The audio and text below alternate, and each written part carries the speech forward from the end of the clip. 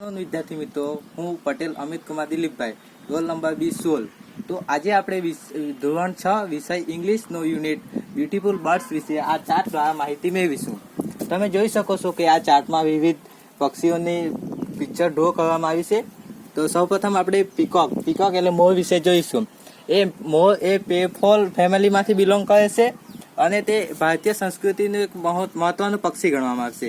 તે યુદ્ધના દેવતા કાર્તિકેયનું વાહન છે તથા આ મોરની પીછી શ્રી કૃષ્ણ પોતાના મુકટ પર ધારણ કરી હતી. ભારત સરકારે 1963માં મોરને આપણા દેશનું રાષ્ટ્રીય પક્ષી તરીકે પણ જાહેર કર્યું છે. વિદ્યાર્થી મિત્રો, તમે જોઈ શકો છો આ મોરની પીછી ખૂબ જ સુંદર છે અને મોર પોતાના નૃત્ય માટે જાણીતો છે. હવે બીજું પેરોટ એ ખૂબ જ ઇન્ટેલિજન્ટ પક્ષી ગણવામાં આવે છે અને તે પોતાની માણસની જેમ બોલવાની ક્ષમતાને કારણે ખૂબ જ પ્રસિદ્ધ છે. પેરોટ એ કાકાપો નામનો પેરોટ 95 વર્ષ જીવે છે અને એ હાયસિન્થ મેકાઉ 50 વર્ષ જેટલું જીવે છે.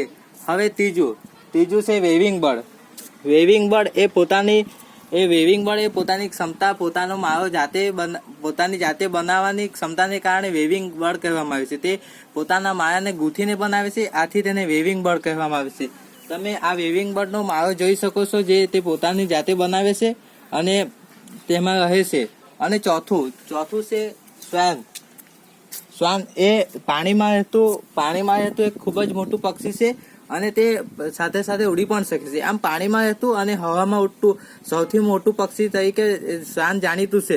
તેને સંસ્કૃતમાં રાજહંસ પણ કહેવામાં આવે છે. તેની લેન્થ 1.5 મીટર અને વેઇટ તેનો 15 કિલોગ્રામ જેટલો હોય છે. Thank you.